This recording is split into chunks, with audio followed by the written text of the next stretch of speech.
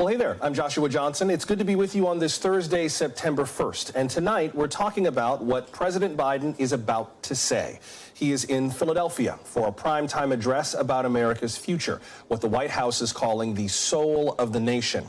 The president has called out Republicans and Trump supporters whose values he considers a threat to democracy, hence the backdrop.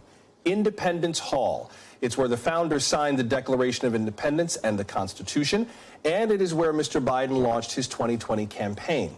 The speech you're about to hear could echo something he said in Pennsylvania this week. Let me say this to my MAGA Republican friends in Congress. Don't tell me you support law enforcement if you won't condemn what happened on the 6th. Don't tell me.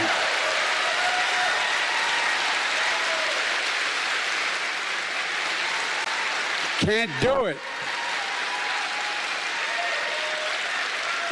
For God's sake, whose side are you on? Whose side are you on?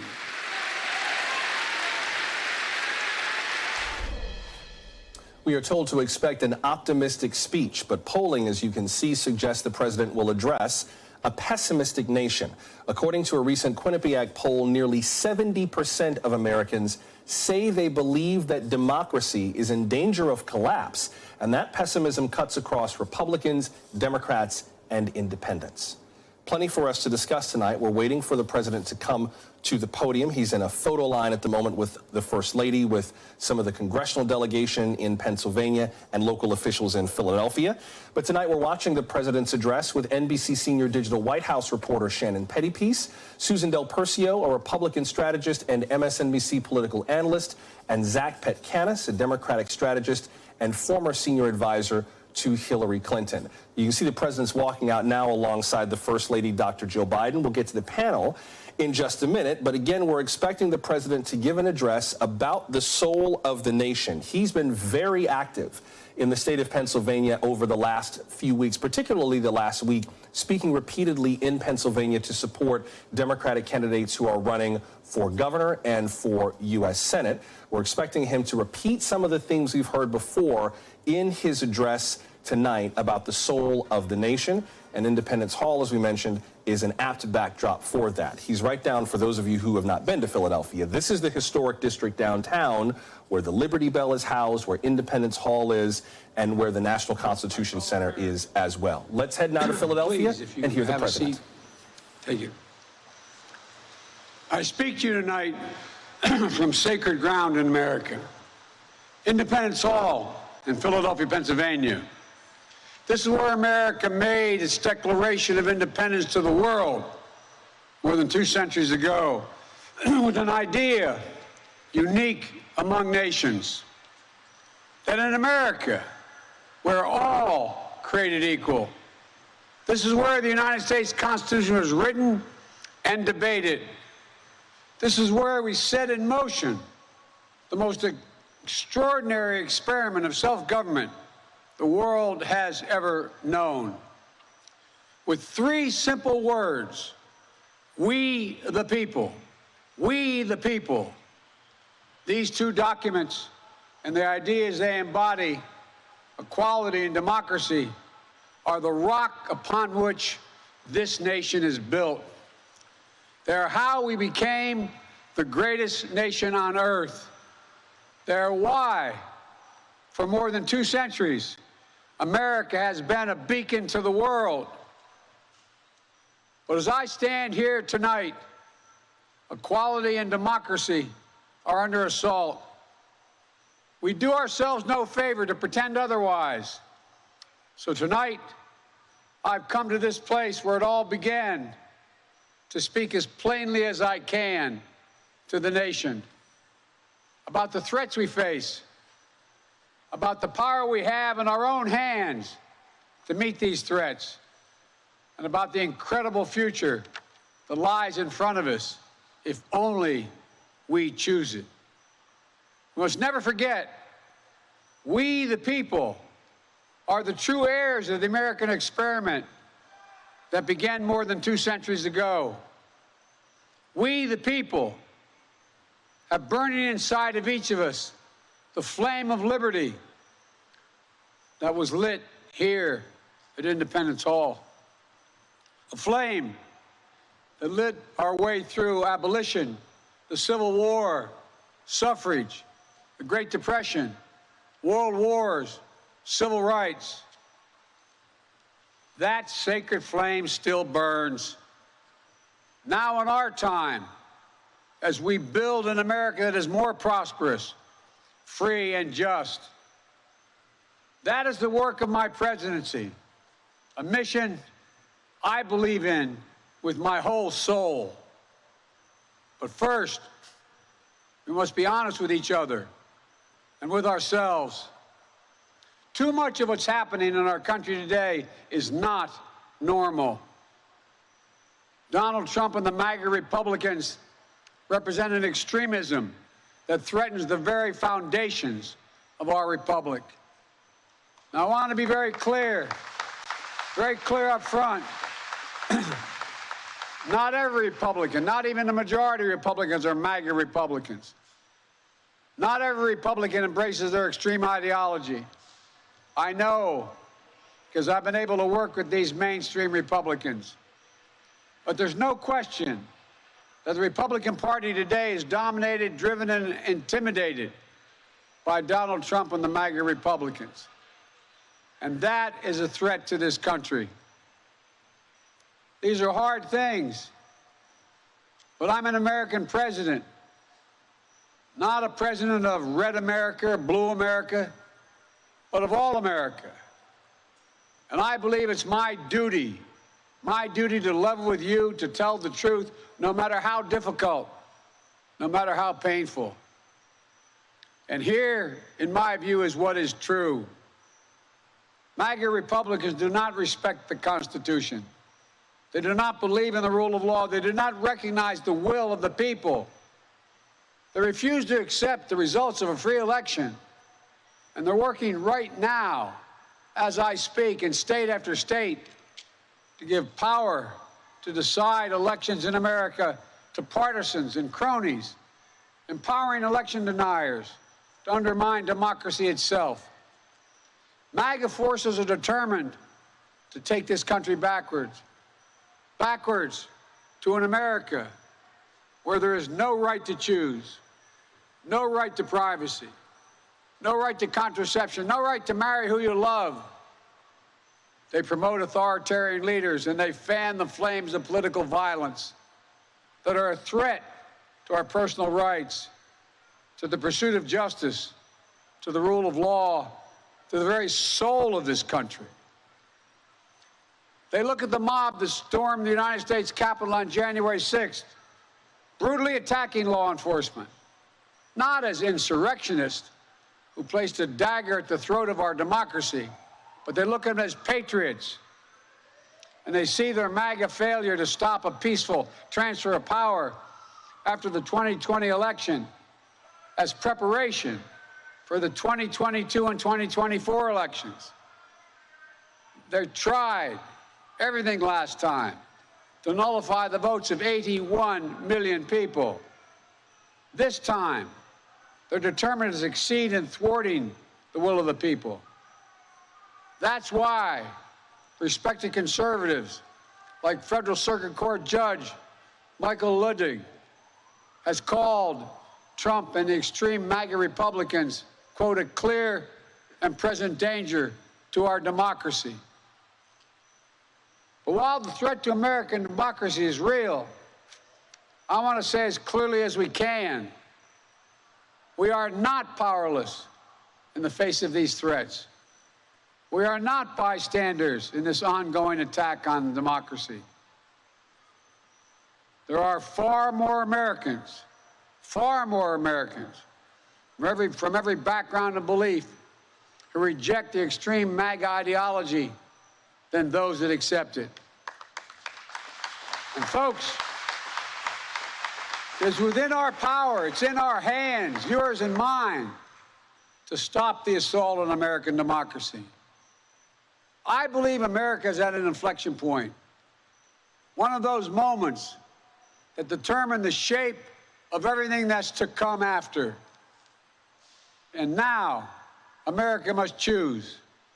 to move forward or to move backwards, to build a future or obsess about the past, to be a nation of hope and unity and optimism, or a nation of fear, division, and of darkness. MAGA Republicans have made their choice. They embrace anger. They thrive on chaos. They live not in the light of truth, but in the shadow of lies. But together we can choose a different path. We can choose a better path forward to the future. A future of possibility, a future to build and dream and hope. And we're on that path moving ahead. I know this nation. I know you, the American people. I know your courage.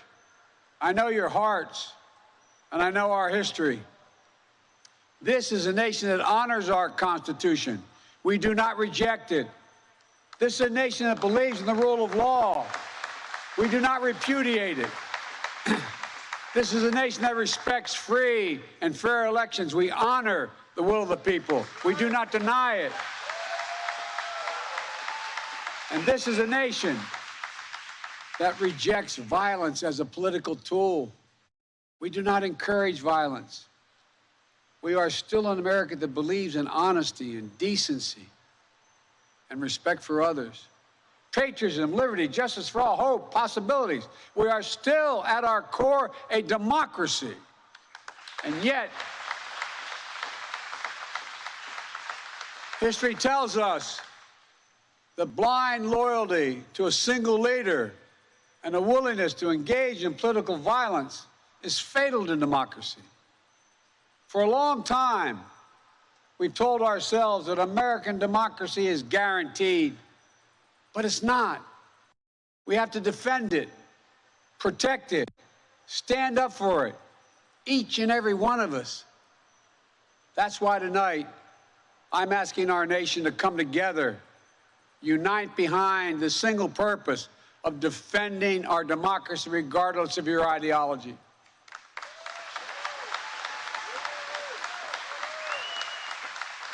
We're all called by duty and conscience to confront extremists who put their own pursuit of power above all else.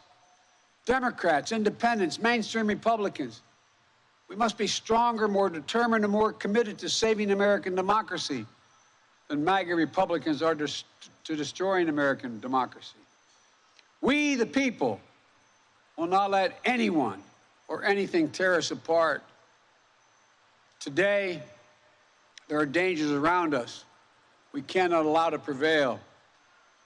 We here, you've heard it, more and more talk about violence as an acceptable political tool in this country.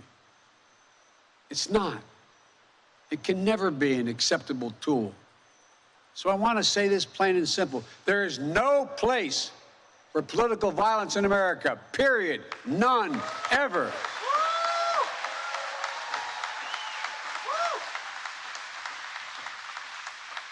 We saw law enforcement brutally attacked on January the 6th.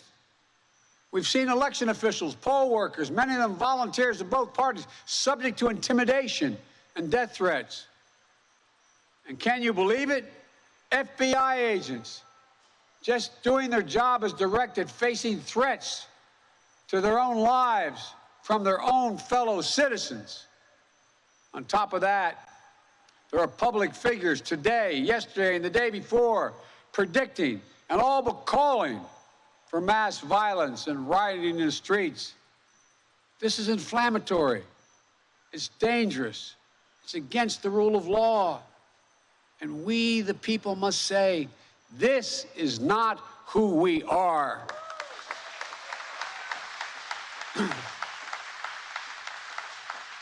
Ladies and gentlemen, we can't be pro-insurrectionist and pro-American.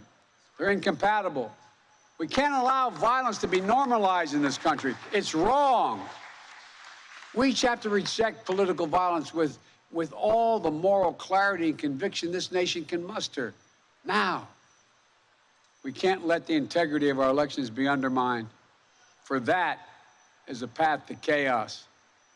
Look, I know politics can be fierce and mean and nasty in America. I get it. I believe in the give and take of politics, in disagreement and debate and dissent. We're a big, complicated country. But democracy endures only if we, the people, respect the guardrails of the republic. Only if we, the people, accept the results of free and fair elections. Only if we, the people, see politics not as total war, but mediation of our differences. Democracy cannot survive when one side believes there are only two outcomes to an election. Either they win or they were cheated. And that's where the MAGA Republicans are today. They don't understand what every patriotic American knows. You can't love your country only when you win. It's fundamental. American democracy only works only if we choose to respect the rule of law and the institutions that were set up in this chamber behind me.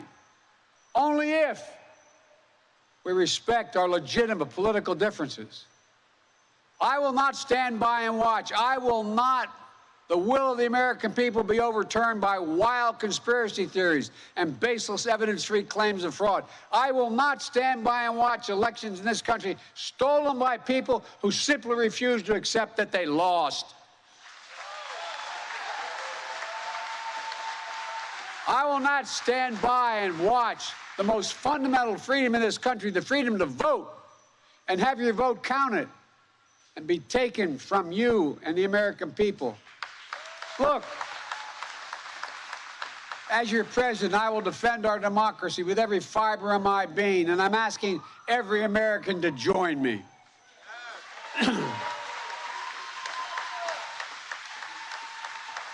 Throughout our history, America has often made the greatest progress coming out of some of our darkest moments, like you're hearing that bullhorn. I believe we can and must do that again. And we are. MAGA Republicans look at America and see carnage and darkness and despair. They spread fear and lies. Lies told for profit and power. But I see a different America. An America with an unlimited future. An America that's about to take off. I hope you see it as well. Just look around. I believe we could lift America from the depths of COVID. So we passed the largest economic recovery package since Franklin Delano Roosevelt. And today, America's economy is faster, stronger than any other advanced nation in the world. We have more to go. I believe we could build a better America. So we passed the biggest infrastructure investment since President Dwight D. Eisenhower. And we've now embarked on a decade of rebuilding the nation's roads, bridges, highways, ports, water systems, high-speed internet, railroads. I believe we could make America safer, so we passed the most significant gun safety law since President Clinton. I believe we could go from being the highest cost of prescriptions in the world to making prescription drugs and health care more affordable. So we passed the most significant health care reform since President Obama signed the Affordable Care Act. And I believe we could create a clean energy future and save the planet. So we passed the most important climate initiative ever, ever, ever. The cynics and the critics tell us nothing can get done, but they're wrong.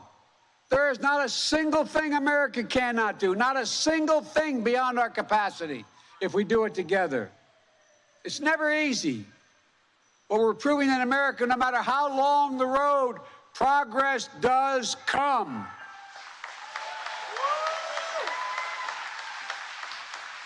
Look, I know the last few years have been tough, but today, COVID no longer controls our lives.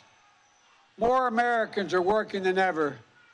Businesses are growing. Our schools are open. Millions of Americans have been lifted out of poverty. Millions of veterans once exposed to toxic burn pits will now get what they deserve for their families and their compensation.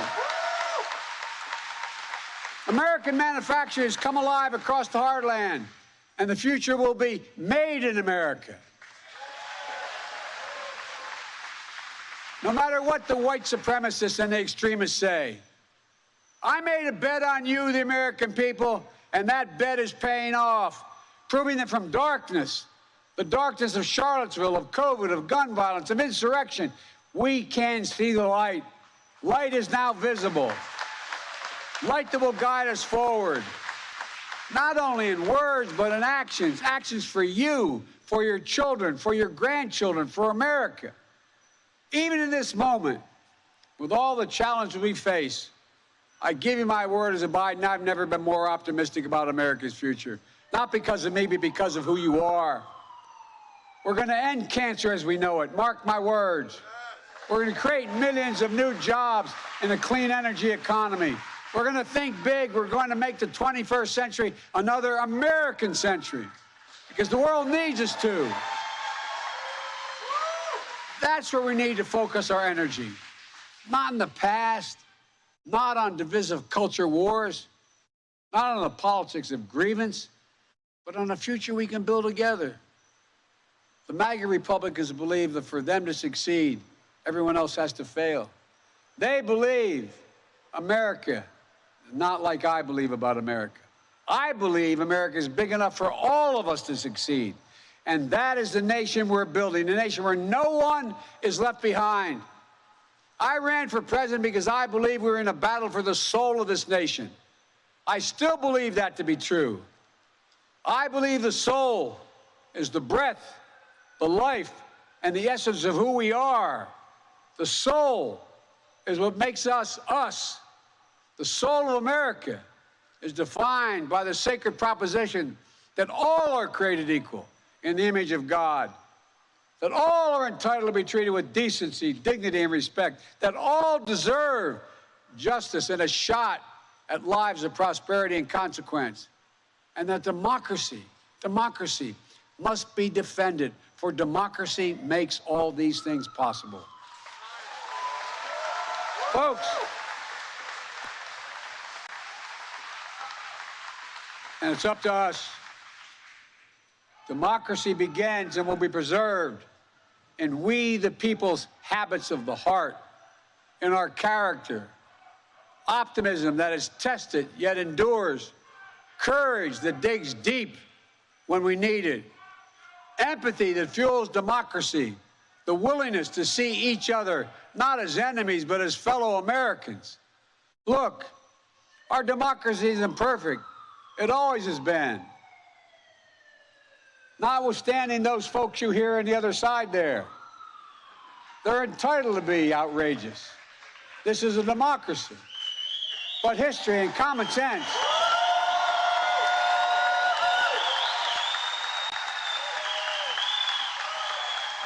good manners is nothing they've ever suffered from. But history and common sense tell us that opportunity, liberty, and justice for all are most likely to come to pass in a democracy. We have never fully realized the aspirations of our founding, but every generation has opened those doors a little bit wider to include more people who have been excluded before. My fellow Americans, America is an idea, the most powerful idea in the history of the world, and it beats in the hearts of the people of this country. It beats in all our hearts. It unites America. It is the American creed, the idea that America guarantees that everyone be treated with dignity. It gives hate no safe harbor. It installs in everyone the belief that no matter where you start in life, there's nothing you can't achieve. That's who we are. That's what we stand for. That's what we believe. And that's precisely what we're doing. Opening doors, creating possibilities, focusing on the future. And we're only just beginning.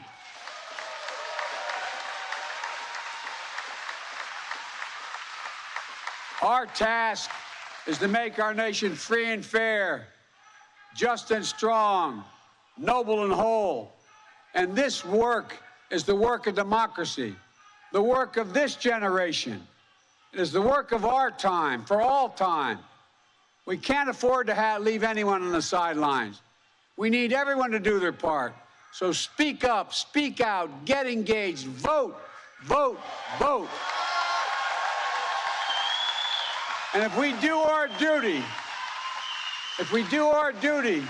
in 2022 and beyond, then ages still to come will say, we, all of us here, we kept the faith.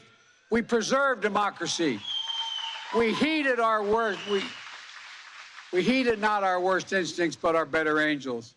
We proved that for all its imperfections, America is still the beacon to the world, an ideal to be realized, a promise to be kept.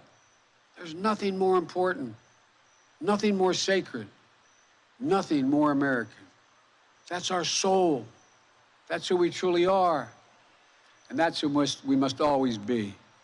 I have no doubt, none, that this is who we will be, and that we'll come together as a nation that will secure our democracy, that for the next 200 years, we'll have what we had the past 200 years, the greatest nation on the face of the earth. We just need to remember who we are. We are the United States of America, the United States of America. And may God protect our nation, and may God protect all those who stand watch over our democracy. God bless you all. Democracy. Thank you.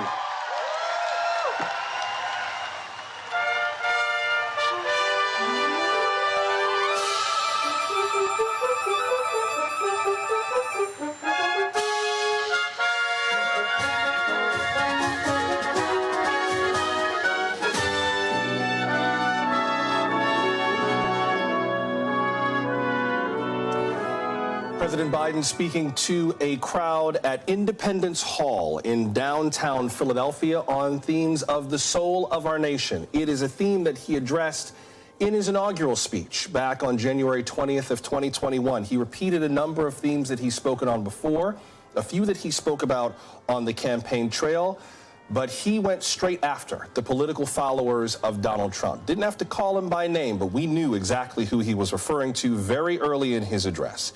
One of the first quotes from the president, quote, MAGA Republicans, make America great again. MAGA Republicans do not respect the Constitution. They do not believe in the rule of law.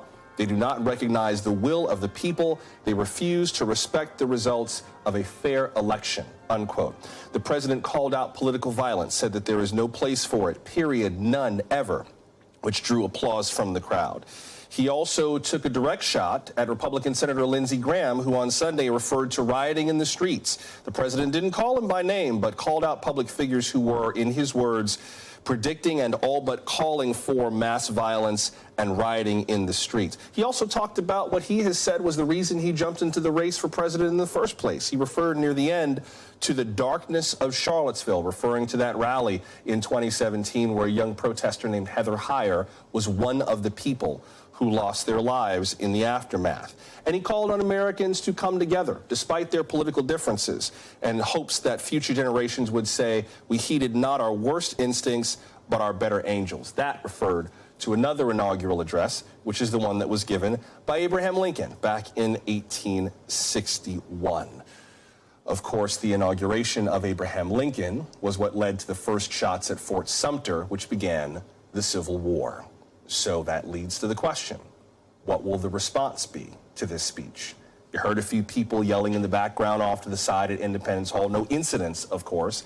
I could have sworn I heard somebody chanting, "Let's go Brandon," off in the distance. But he did acknowledge that crowd for just a second and told them basically, you're allowed to be there. You have a right to protest. You have a right to yell and scream. The issue is whether that can be part of a democracy that does what it's designed to do, or whether it degenerates into violence and fear. A very full-throated attack on MAGA Republicans by President Biden. No policy announcements, but definitely pronouncements against the political movement of Donald Trump and whatever it may become as the years go on. Let's bring in our panelists, NBC Shannon Pettypiece, Republican strategist Susan Del Percio, and Democratic strategist Zach Petkanis. Let me start with you, Shannon. What do you make of the speech based on what we expected to hear and on what the president said? Well, the White House had signaled a lot of these themes ahead of time, and I think you hit on one of the key points, is that this is really reviving a theme that the president has had not only during his presidential campaign, but even going back to 2017, before he had even announced he was running for president, this battle for the soul of America that clearly the president is trying to emphasize is still a battle raging on today. You noted that he really held no punches here. He came out and said Donald Trump's name specifically. It was a very clear name check there, as well as talking about these quote unquote MAGA Republicans. He made this an attempt to distinguish what he is referring to as these MAGA Republicans, these Republicans aligned with this ideology started by former President Donald Trump, and that's still really being pushed by the former president today, with other mainstream Republicans. And White House officials have said that there is an acknowledgement that most people at home watching, they may very well identify themselves as Republican. Not all of those Republicans are necessarily going to agree with some of the points that the president was making. So they were trying to make this distinction between people at home who might identify with the Republican Party, but are not in this camp of election denying and attacks on the FBI and calls for violence in the street and not wanting to alienate those people. So I think that was definitely a distinction we heard there from the president as well. But clearly this is the start of what we have begun seeing as ramped up attacks on Republicans ahead of the midterm elections. We got a few sprinkles of it last week, his remarks calling Republicans, and again, these MAGA Republicans, semi-fascists at the Republican fundraiser the other day. And we're going to continue seeing more of this as the midterm elections heat up here. Yes, Shannon, thank you for correcting. He did mention Donald Trump. I think I missed it for a second because he mentioned him near the top and then kind of moved on thematically. But he did indeed say, quote, Donald Trump and the MAGA Republicans represent an extremism that threatens the very foundations of our republic, unquote. And that was another applause line. Susan Del Percio, I don't think that we heard anything new from President Biden, but it was full-throated and staged in a way that we haven't really heard kind of since the inauguration and since the early days of his administration. What impact do you think that this will have, particularly because watching the primaries so far, the candidates who have been getting the nominations of the party have been MAGA Republicans, have been people whose political allegiances have been very close to former President Trump? I think the president gave the speech of what he truly believed in, how he sees this country. I'm just not sure that this is the country, we are the country that he sees and talks about. I think it's from a time gone past, unfortunately. I appreciate his hope and his sense of patriotism. And I couldn't agree more with what he said. The question is, how can we actually get to that point? And going after the MAGA Republicans, I like it better when they talk about extremists, extreme Republicans. And the reason I say that is when I was on the Lincoln Project, my main responsibility was Republicans and independents for Biden.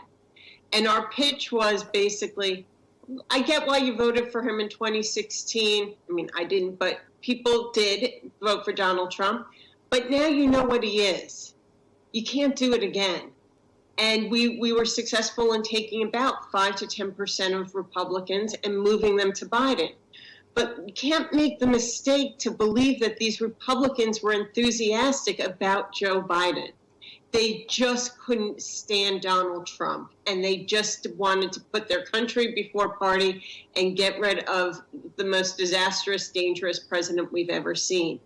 Now, when you're looking ahead towards 2022, again, I'm not sure those center-right Republicans are bonding with Biden and that he's the right messenger right now to help the Democrats take back, or rather help the Democrats maintain the House and the Senate. So that's the challenge. Susan, let me stick with you for a second. With regard to one of the themes that the president brought up in terms of the soul of the country, what's your sense of how Republicans writ large view the future of the country if the party continues to remain aligned behind former President Trump, and if that Republican Party is able to reclaim more power in Congress? I mean, the fear of that potential future that President Biden spoke about tonight and the possibility of getting back to something more like regular order, how much does that exist within today's Republican Party, as you see it? It's a great question. I would say that people who voted for Trump in 2016 were staying with him in 2020. But after January 6th, they said, enough. It's time to move on. And the more Donald Trump speaks, and now with these records found, these top secret records found at Mar-a-Lago, Republicans really want to move beyond Donald Trump. The problem is that there's still a very loud minority, because we are talking about a base, which any true base of a party is only around 30%, that are loud, that are at that, we heard this evening at the Biden speech. But I believe that Republicans just want to move past it. The question is, who will they move past it with? Is it a Trump? I think we might be having a little signal issue with Susan Del Percio. We'll bring her back in just a second. For those of you who may have come in during the middle of the speech, we just finished listening to President Biden speaking at that beautiful building on the left, Independence Hall in Philadelphia, where the Declaration of Independence and the U.S. Constitution were debated and signed, speaking about the soul of the nation. If you missed any of the address, we've already got it up on our YouTube channel, and we are with our panel to analyze his remarks, including Zach Petkanis, what he painted as a possible future if America remains on the path of democracy and its roots. I think there is both the fear that we talked about in that Quinnipiac poll. I think there's also some serious cynicism about whether or not America is or ever was that country. I think back to that old poem, America Never Was America to Me. And I'm wondering what kind of a nation, from your view, the president is speaking to, right, in terms of its capacity to actually make good on the vision that he projected tonight. Well, I mean, look, I thought it was an incredibly strong speech, an optimistic speech, a historic speech. It was a call to defend democracy. But to your point, it was also a warning that this is a critical moment for our country and that we have a lot at stake. And the way that we are able to protect democracy is to exercise our democratic right, and that is to vote. And what the president did tonight was lay out that this is going to be a very clear choice, not only in November, but after November, that we can choose these MAGA Republicans who, as he put it, represent an extremism that threatens the foundation of our republic, that is promoting authoritarian leaders. It's an extremism that we are seeing every single day, a party that has basically become taken a consensus position that elections don't matter, that if they lose an election, that the answer to that is to try to overturn the results, or as Joe Biden put it, they believe that they win or they were cheated, unquote. Or that they resort to political violence to get what they want. Let me jump in there, because I know I've got to let y'all go in just a second, but I want to get to one clip from the president for the control room. If you would get clip 4 ready. And Zach, I'm wondering what you see in terms of the capacity of the electorate to engage on this on a day-to-day level. Here is part of what the president just said. Watch. But I'm an American president, not a president of red America, blue America, but of all America. And I believe it's my duty to level with you, to tell the truth, no matter how difficult, no matter how painful. And here, in my view, is what is true. MAGA Republicans do not respect the Constitution. They do not believe in the rule of law. They do not recognize the will of the people. They refuse to accept the results of a free election. And they're working right now, as I speak, in state after state, to give power to decide elections in America to partisans and cronies, empowering election deniers, to undermine democracy itself. Zach, I know I got to go in just a second, but I can imagine people listening to that speech going, "You're not the president of red or blue America?" Sure you're not. We are a red and blue America. Like, obviously we're that America. I can tell you which people at my dinner table I can never talk to about politics ever again. Like, people didn't go home for Christmas after the 2016 election. We're still kind of that country in a lot of places. Zach, from your perspective, I'm betting on America, right? I am totally biased in favor of democracy. But do you believe that this is the America that the president is hoping we are, that we're the kind of people who are willing to tell our mothers and fathers or our friends or our spouses who voted for Donald Trump, hey, democracy's in trouble and you need to make it change? Are we ready for that? I actually do think that we are. And I think that the reason, the example, the proof of that is what we're seeing about the reaction to the overturning of Roe v. Wade. You know, going into that, we had gone into camps of red America and blue America. But what we're seeing in around the country are Americans coming together and rejecting Republican-controlled legislatures that are going across the country, criminalizing abortion, even in the cases of rape and incest. We're seeing poll after poll of them rejecting this idea that even if they lose an election, that they can overturn it through political violence or by overturning the results. You know, what President is doing here is saying that that this is not all Republicans. This is a faction of the Republican Party, and we need to reject it. And I think that we're seeing that both in the polling and in the rejection of the extremist policies that are coming out of this MAGA faction vis-a-vis the abortion ruling. So I have a lot of hope because I'm seeing examples of Americans coming together to reject these policies.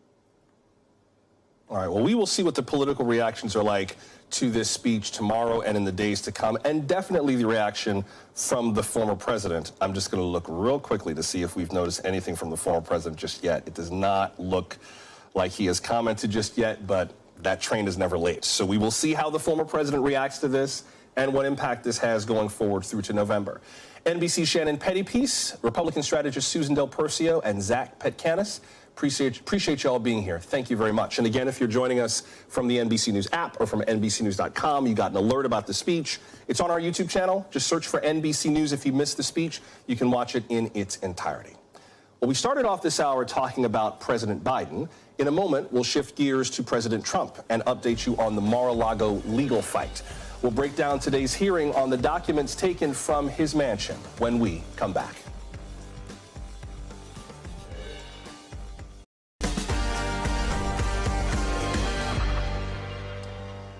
Former President Trump is asking for additional review of the documents that were seized at Mar-a-Lago.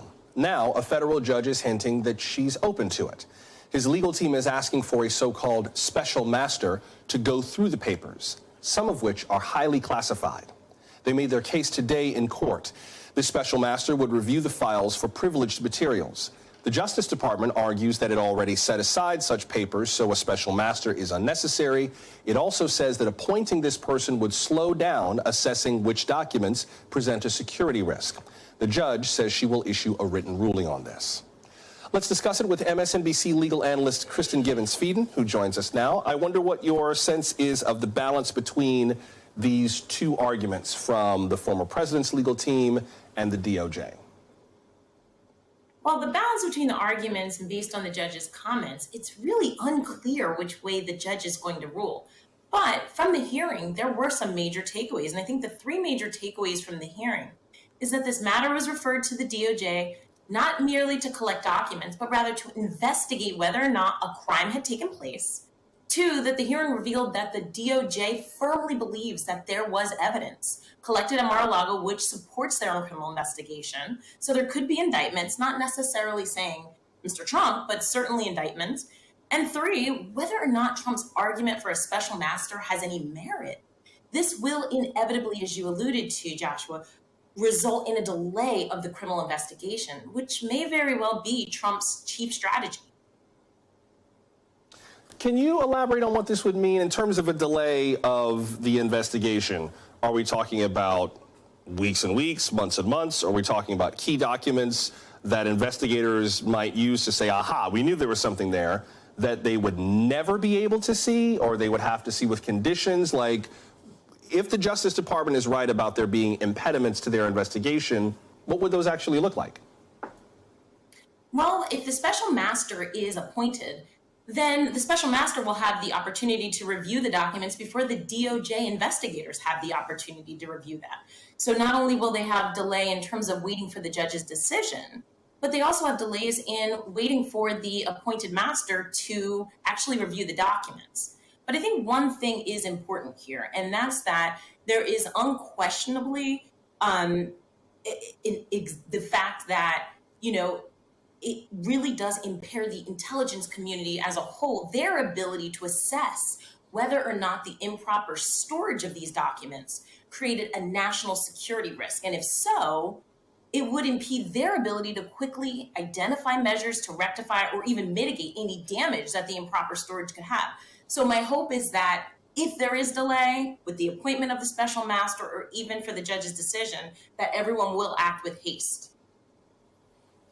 One of the things that was clear in the document that Mr. Trump's lawyers filed yesterday is that they were kind of trying to go after the investigators themselves. Part of the document reads, quote, left unchecked, the DOJ will impugn, leak, and publicize selective aspects of their investigation with no recourse for movement, that's Donald Trump, but to somehow trust the self-restraint of currently unchecked investigators, unquote.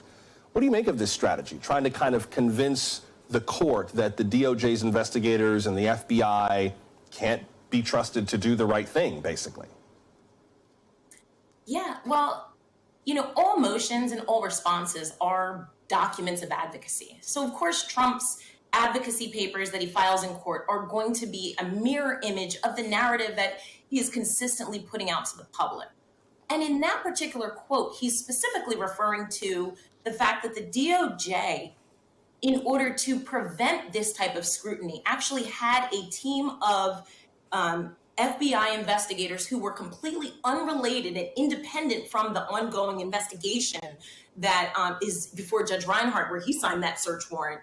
They kept an independent team to review the documents for privileged documents. And that is important because it gives the air of DOJ independence.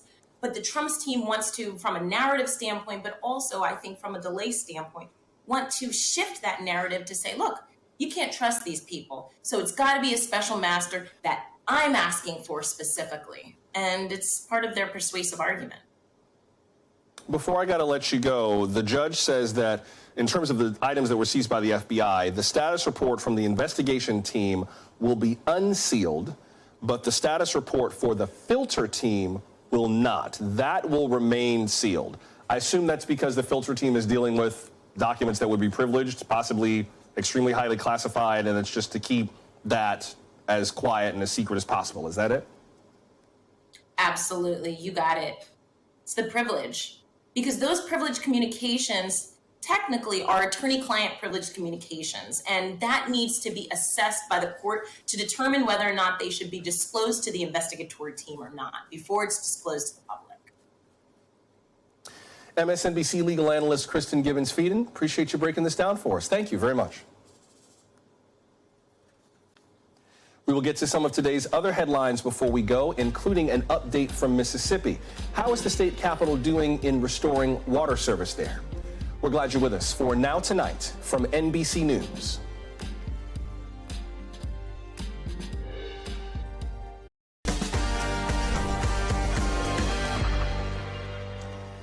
Tonight's headlines begin in Jackson, Mississippi, a city of approximately 150,000 people. It remains without a reliable water source for the fourth day, but that is slowly getting fixed. This week's major flooding disrupted a critical water treatment plant. Officials say they still don't know when the utility will be back to normal. Mississippi's governor held an update on the relief effort today.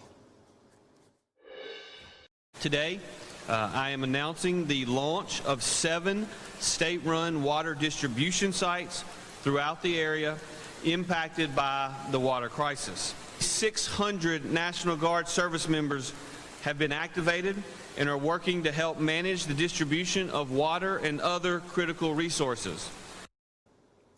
NBC's Morgan Chesky is in Mississippi with the latest. Hey, Morgan. Yeah, Joshua, good evening. It has now been 4 days since record flooding forced that water treatment plant offline. And today, we really started to see resources pour into this city and community in earnest. This is one of 7 water distribution sites that have been opened up by the state today, manned by upwards of 600 National Guardsmen. And this will be their job for the foreseeable future. Hundreds, if not thousands of people showing up to get free bottled water that they will rely on not just to drink, but to cook with, to potentially bathe with, because even though you have been told by officials here in Jackson that you can bathe in the water, many people have told us that it's still brown. That's the last thing they want to do here. Meanwhile, regarding this failed plant, officials say that water pressure did rise slightly today because of a rented pump that was installed yesterday. But there is still very much a sense of unpredictability here because there is no firm timeline on when this aging water system will finally and fully come back online. Josh? Thank you, Morgan. That's NBC's Morgan Chesky in Ridgeland, Mississippi. New COVID booster shots are one step closer to full approval. Today, a CDC panel approved the updated vaccines tailored for today's most common viruses. For the first time, we'll have shots that target the BA.5 Omicron subvariant. It's behind nearly 90% of America's new cases. This week, the FDA authorized Pfizer's modified booster for people 12 and older. It approved Moderna's booster for folks 18 and up. Most people are eligible for these shots at least 2 months after they're fully vaccinated or 2 months after their last booster. The CDC's director still has to sign off on the new vaccines. Pakistan has a new problem after devastating floods there, waterborne diseases. Health officials are reporting a serious outbreak. The province of Sindh is among the hardest hit. It's reported more than 90,000 cases of diarrhea in the last 24 hours. Floodwaters are receding in most of Pakistan. Southern Sindh, however, remains largely underwater. From our partners at Sky News, Saima Mohsin is there. It's simply so overwhelming, it's hard to put into words. Pakistan is drowning. An area of land that is the equivalent of the whole of the UK is underwater. Sorry. Our team is witnessing a mass exodus of people made homeless in their own homeland. But there's nowhere to go. There is water everywhere. These people have been on the move for days. Their children are all ill, but there's no money for a doctor or medication.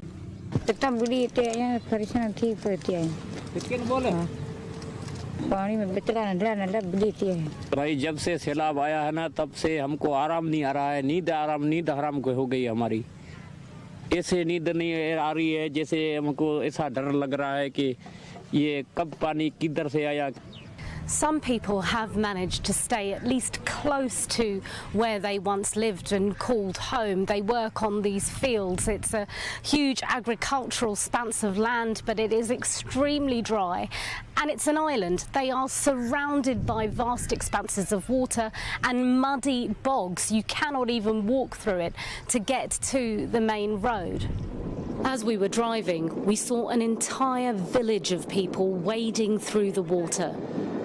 They had tied their beds to tyres as makeshift rafts. Abandoning their homes, they salvage what they can.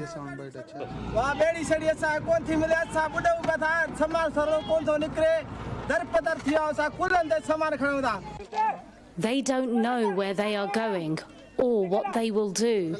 People have not just lost their homes, but their livelihoods too. And they are frustrated. The aid is not coming through. हमें मिला भी कुछ नहीं है, बहुत इतना पानी है, मिला भी कुछ नहीं है, खाने पीने का कुछ नहीं मिला हमें। हम खाएं पिए क्या? मजदूर मार तो किसी को भी नौकरी नहीं है हमारे पास, किसी को पढ़े लिखे नौजवान हमारे बेरोजगार हैं, किसी भी नहीं, हमारी बात किसी ने भी नहीं सुनी, इसीलिए हम तो गरीब लोग हैं। किसको बताते हैं कि हम क्या करें, सबको अपनी आप पूरत करता है, हमारी तो कोई नहीं सुनता।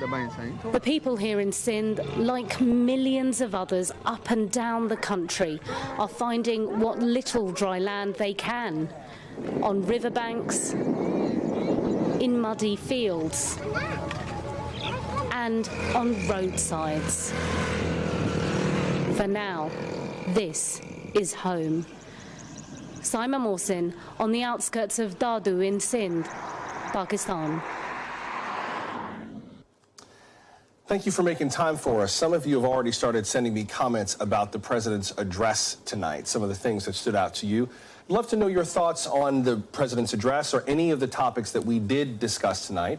We are at NBC Now Tonight on social media. You can leave us a brief but brilliant voicemail, 888-575-2NBC. That's 888-575-2622, or email us nowtonight@nbcnews.com. And if you missed the speech, it's on the NBC News YouTube channel. Until we meet again, I'm Joshua Johnson. We'll see you tomorrow. Good night.